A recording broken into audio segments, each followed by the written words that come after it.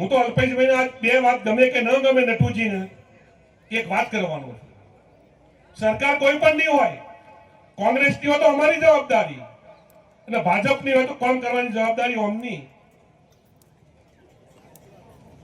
પટેલ સમાજના તો 3-4 મંત્રી આવતા હોય, દલિત સમાજના 3-4 મંત્રી આવતા હોય, આદિવાસીના 3-4 મંત્રી આવતા હોય, તો સ્વરૂપની જગ્યાએ જો અમારા આના જેવા હોય મજબૂત સમાજની વાત લઈને બહાર નીકળી શકે એવા,